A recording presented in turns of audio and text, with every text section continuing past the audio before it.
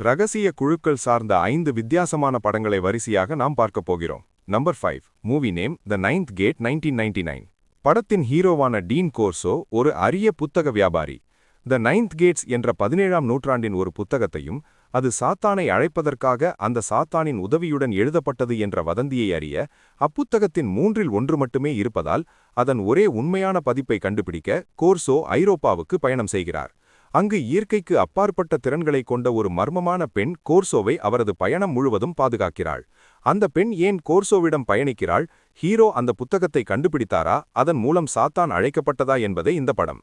Climax twist பயங்கரமாக இருக்கும். Number 4 movie name Midsummer 2019. ஒரு தம்பதியினர் தங்கள் நண்பரின் கிராமப்புற சொந்த ஊரான ஸ்வீடன் நாட்டில் அதன் புகழ்பெற்ற 100 வருடங்களுக்கு ஒரு முறை நடைபெறும் மிட்சம்மர் விழாவிற்கு செல்கிறார்கள். அங்கு பேகன் வழிபாட்டினை கடைபிடிக்கிறார்கள். இதன் பிறகு அங்கு சென்றவர்களுக்கு என்ன ஆனது என்பதே கதை. இந்த படம் மிகவும் டிஸ்டர்பிங்காக இருக்கும். இலகிய மனம் படைத்தவர்கள் தவிர்க்கவும். Number 3 movie name hereditary 2018. Graham குடும்பத்தின் தலைவியான எலன் காலமான போது அவரது மகளின் குடும்பம் தங்கள் மூதாதையர் பற்றிய மர்மமான மற்றும் திகிலூட்டும் ரகசியங்களை அவிழ்க்கத் தொடங்குகிறது. அவர்கள் எவ்வளவு கண்டுபிடிக்கிறார்களோ அவ்வளவு மோசமான நிலைமை ஏற்படுகிறது. நரகத்திலிருந்து பைமோன் என்ற சாத்தானை அழைப்பதற்காக ஒரு குடும்பத்தை அச்சுறுத்தும் மற்றும் ஆழ்ந்த கவலைக்குரிய நிலைமையை சந்திக்கிறார்கள்.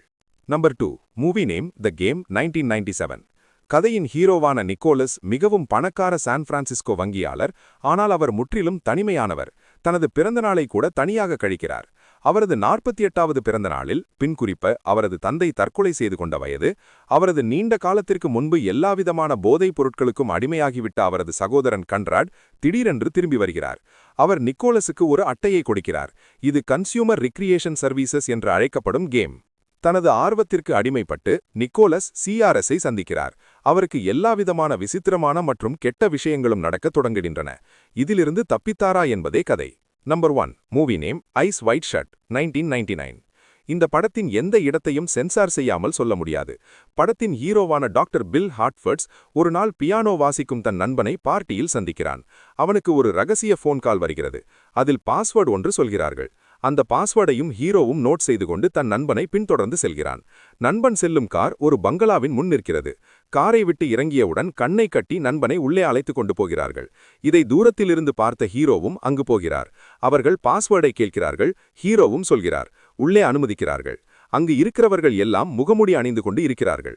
ஹீரோவும் முகமுடி அணிந்து கொண்டு உள்ளே நுழைகிறார். அங்கு அவர் காணும் காட்சி மிகவும் மோசமான சூழலில் ரகசிய குழுவினர் காணப்படுகிறார்கள். அந்த இடத்தில் படத்தின் இயக்குனரான ஸ்டான்லி கூப்ரிக் தமிழில் ஒரு பாடலை பேக்ரவுண்டில் ஒலிக்க விட்டிருப்பார். படத்தின் ஹீரோ அங்கு உள்ள அந்த ரகசிய குழுவினரை யாருக்கும் தெரியாமல் நோட்டம் விடுகிறார். ஆனால் அவரது நடவடிக்கைகளை கண்டுபிடித்தவர்கள் அவரை பிடித்து பாஸ்வேர்டை கேட்க ஹீரோவும் சொல்கிறார். அதை கேட்டுவிட்டு இல்லை, இது கேட்டிலிருந்து உள்ளே வர்ற வரைக்கும் உள்ள பாஸ்வேர்ட், இந்த இடத்துல நுழைய உள்ள பாஸ்வேர்டை சொல் என கேட்கிறார்கள். ஹீரோ பாஸ்வேர்டை சொன்னாரா இல்லை அவர்களிடம் சிக்கிறாரா என்பதுதான் கதை. இந்த படத்தை சுற்றி ஏராளமான கான்ஸ்பிரசி தியரி இன்டர்நெட்டில் உலாவிக் கொண்டிருக்கிறது.